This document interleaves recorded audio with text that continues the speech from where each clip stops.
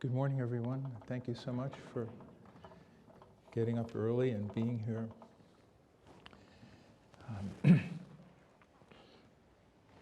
It's an honor and a pleasure to be with you.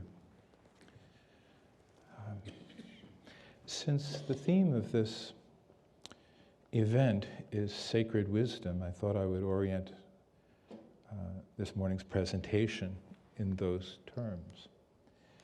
Sacred is a really important word, I think, because it's a word that can bridge the three different realms of the secular, the religious, and the spiritual.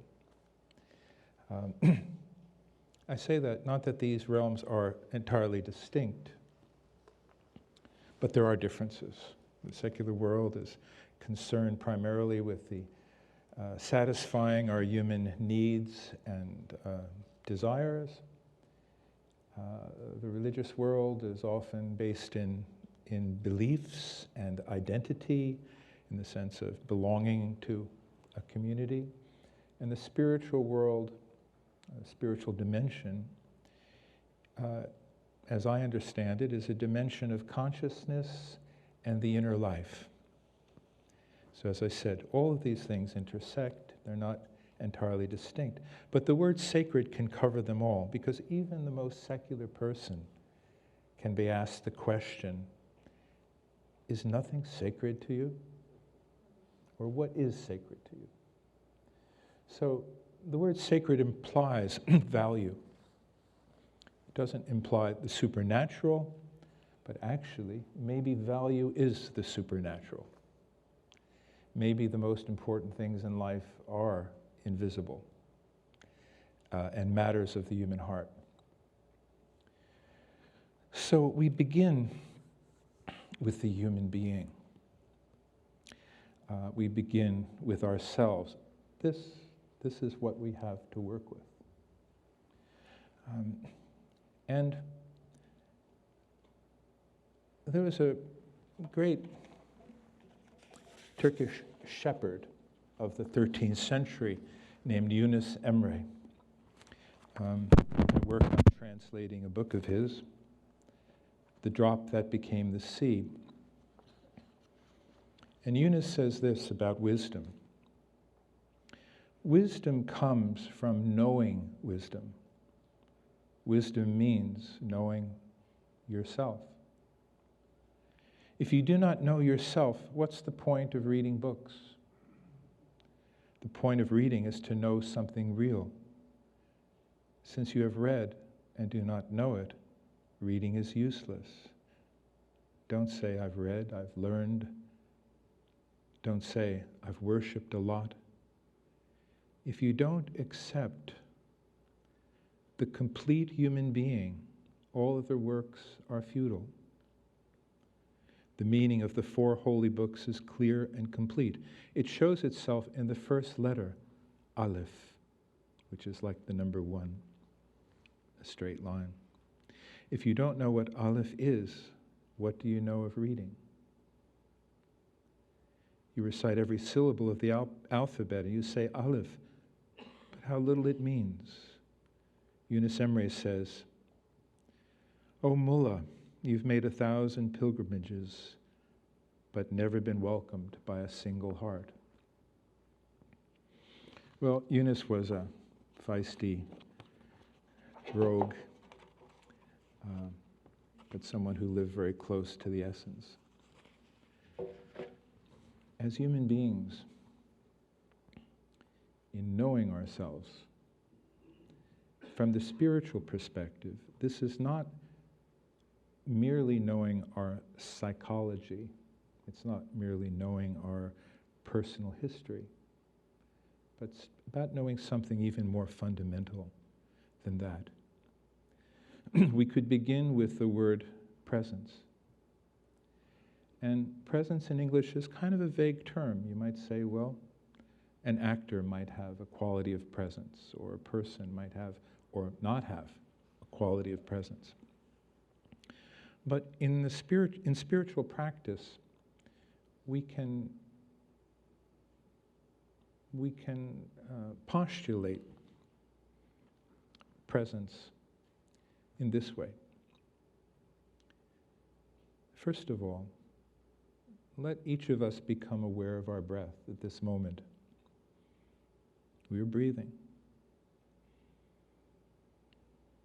Allow yourself to be aware of breath. So you're a little more, shall we say, mindful breathing. Now add to that sensation in your body. You might start simply with your hands, to know that you have hands, flesh and bone and nerve, skin. You're breathing, you're aware of your hands. Maybe you could even extend that to the whole of your body.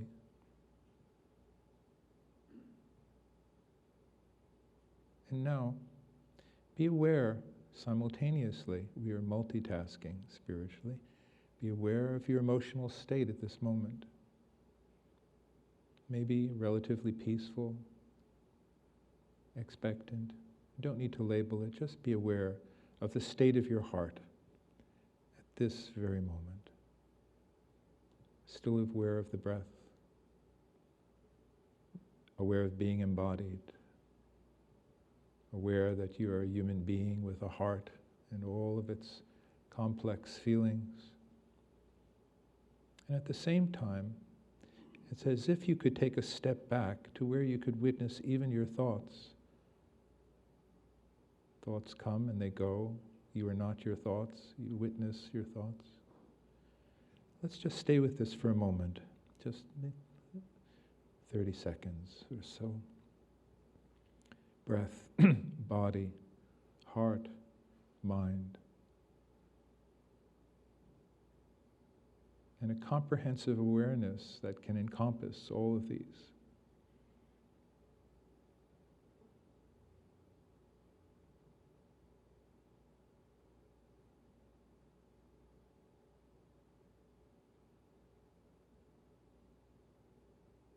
We don't need to slip into mental effort. We're talking about being. Simply be aware of the whole of yourself from that deeper part of yourself that can awaken this comprehensive awareness, breath by breath.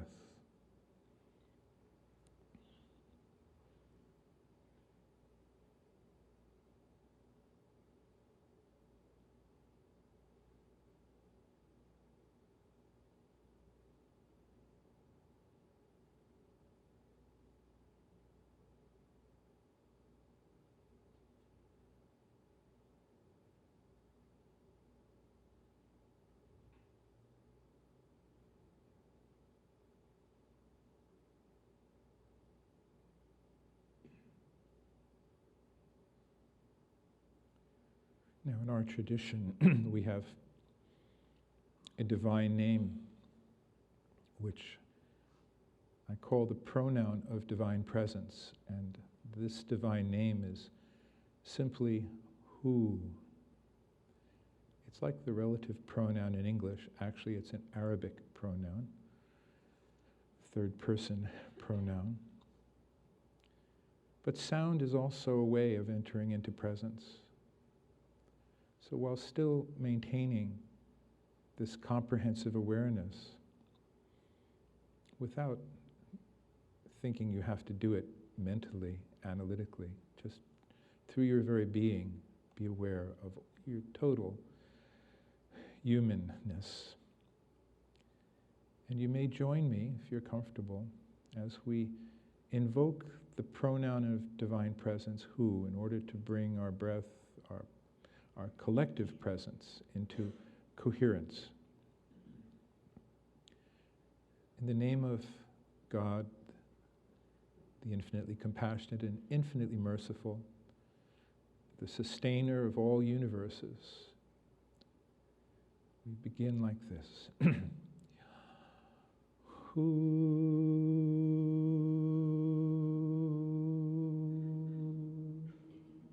Join me.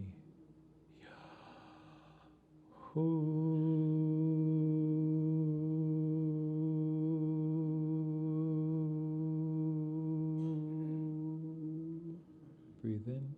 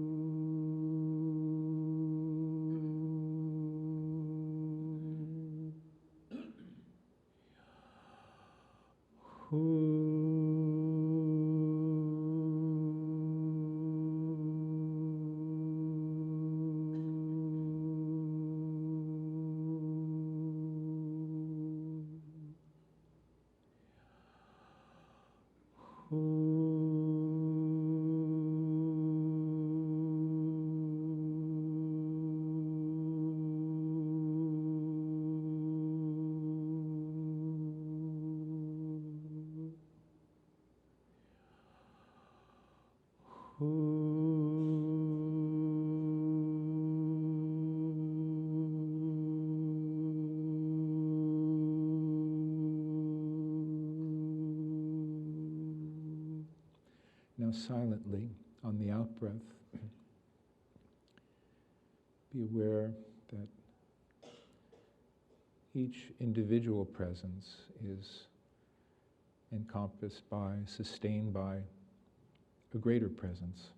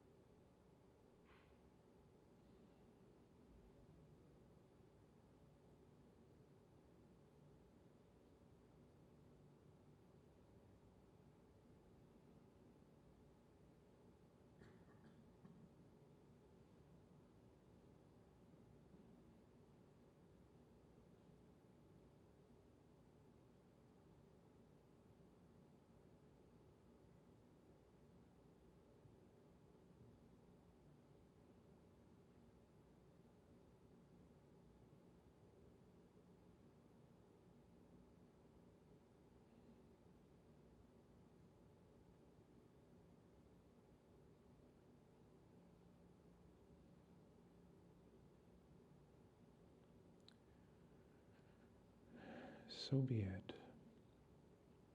This is something marvelous. The inner dimension of the human being, the inner life. So when Eunice challenges us and says, you've read all these books, but you don't know yourself.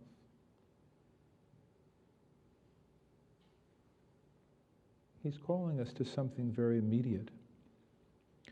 We could put it this way, that we perhaps have been mistaken about who we are. We've been thinking that we are the contents of our consciousness. But what if we're the context? In other words, what if what we are fundamentally is a living presence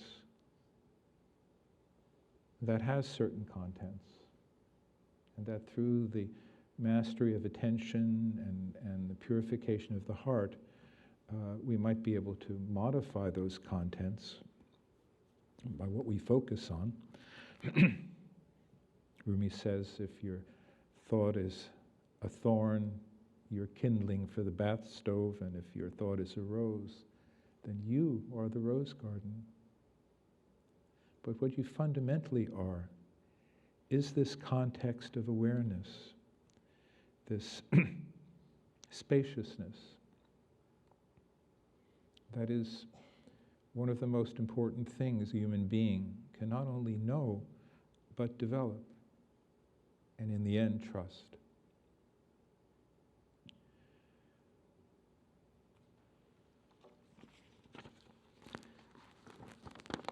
Pythagoras says, wisdom once learned will never be forgotten. Science is gotten by diligence, but discretion and wisdom cometh of God. So we're making a connection here. The Quran also puts it the same way. The Quran says basically that wisdom is given from the divine. What is meant by this?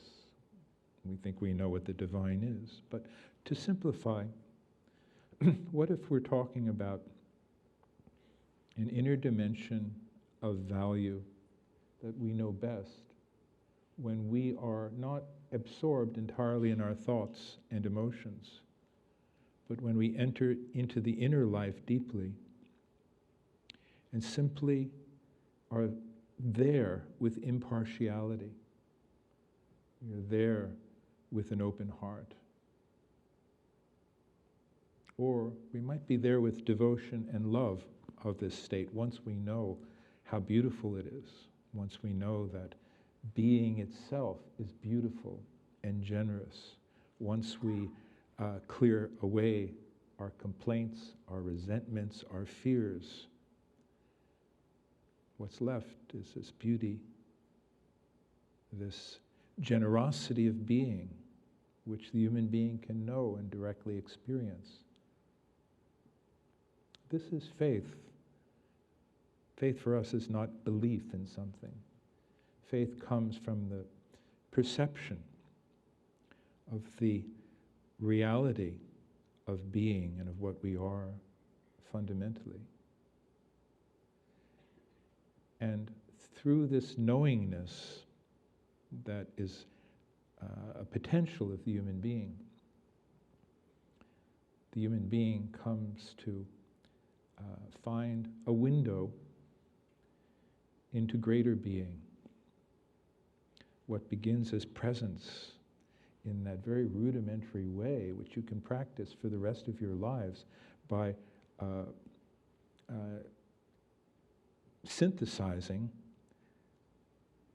your breath, your bodily awareness, awareness of your heart and your mind into a single comprehensive awareness, cultivating that as an aspect of our humanness, as a kind of daily, momentary, breath-by-breath practice, which is based in the individual and activated by a decision and intention of human will. But that opens up to something quite extraordinary because you're not alone in that. You're not isolated in that. When that presence becomes more continuous, you begin to sense that that presence that you are experiencing is sourced in something infinite, that in fact, this is a universe of presence, and even a universe of love, which we can know directly through our own individual presence, but which doesn't end there. That's why we went from that practice of presence into the invocation through sound of what we're calling the divine presence, which also was our collective presence because our voices were joined, our breath was synchronized with each other. Immediately, there's a bonding that's just happened for all of us. In a way, we'll never be the same. We'll never be entirely separate.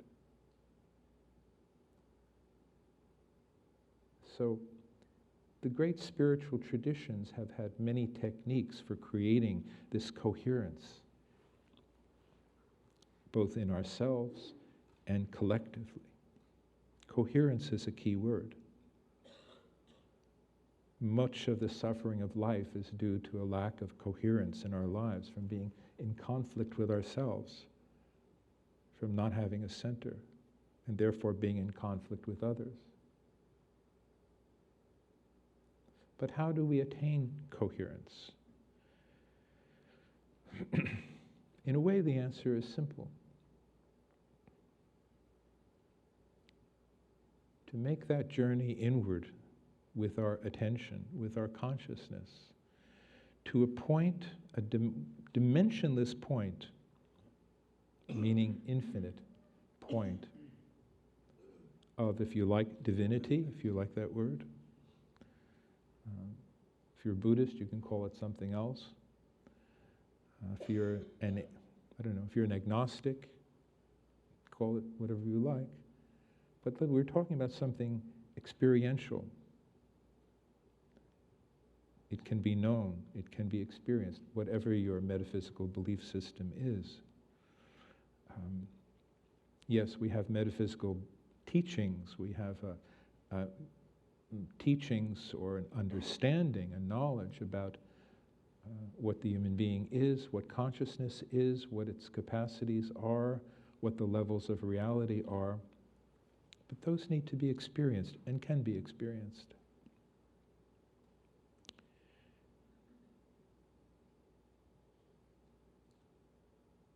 The point is, coherence in the human being comes most potently when we can connect to that dimensionless point within our own being, which is the profound coherence inherent in reality. And it's within you, it's everywhere, so it's within you as a dimensionless point. When you know that, when you live for that, when you honor that, when you make that the master truth of your existence, many things change. For me, this is Islam. I call it Islam. Islam is a word sometimes translated as peace or submission. But actually, there's another linguistic dimension of it, which is extremely important, which is salim, which means whole, the wholeness of existence. So that submission and that peace comes from our direct connection to the wholeness of reality. Again, this is experiential. This is something you practice. Meditation is part of it. Presence is the beginning of it and has no end, and how it can be developed. And in the end, it changes our perception of reality. It allows us to live more at the level of what is truly of value, because we're not totally filled and distracted by the ego's demands and frustrations and fears and jealousies, all of which are quite, in a sense, unreal. Wisdom is the ability to focus on what is of true value, what is truly real. And the real is coming through all of this manifest universe in every detail of our lives, every moment of our lives. So I think there's a quote that I wanted to share with you from Rumi. He says, "My friend, know that everything in the universe is a jug filled to the brim with wisdom and beauty. Everything in the universe is a drop from the river Tigris of God's beauty, which because of its fullness is not contained under any skin. It was a hidden treasure. Because of its fullness, it burst forth and made the earth more shining than the heavens.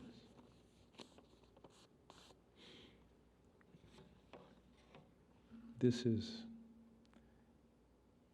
an indication of the transformation of perception, of living in wisdom, of seeing the purposefulness, the meaningfulness, and finally the beauty, and may I add, mercy, of every detail of our lives. So,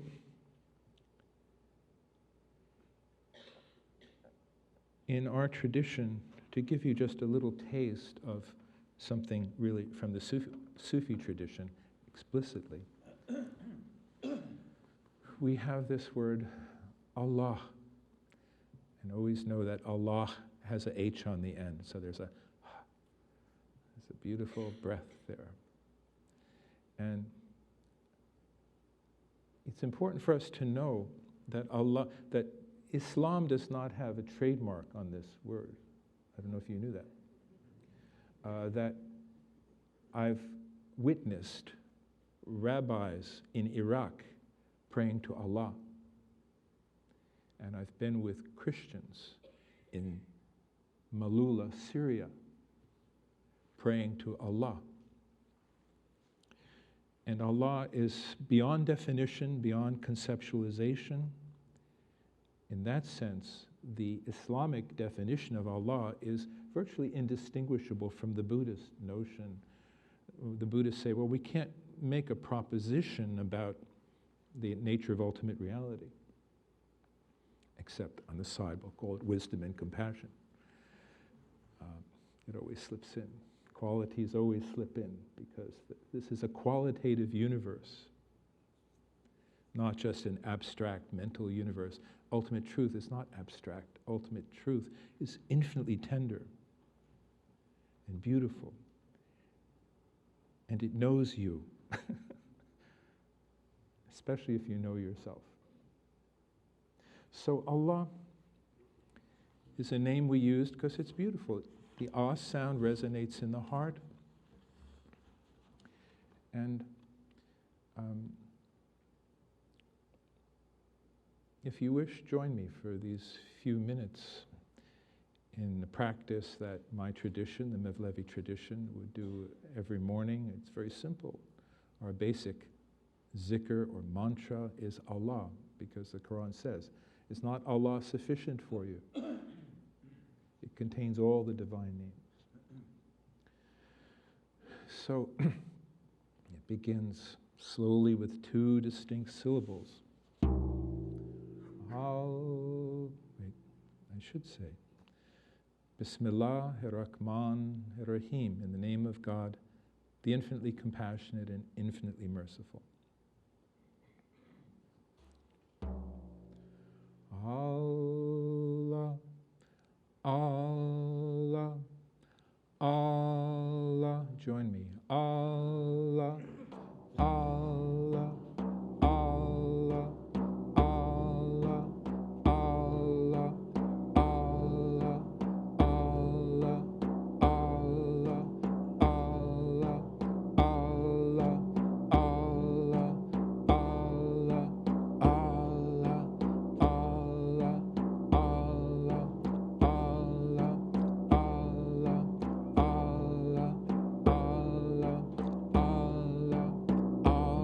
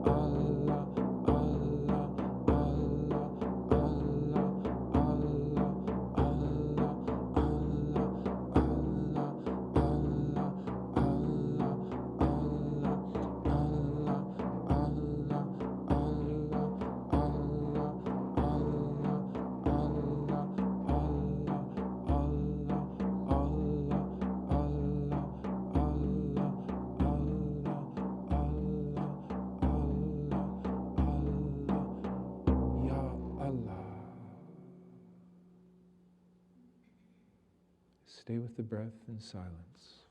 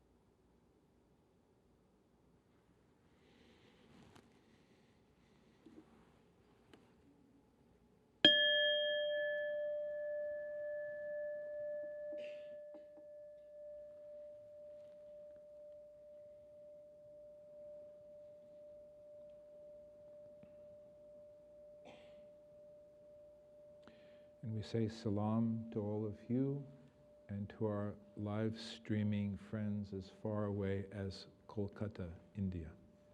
Salam. Thank you.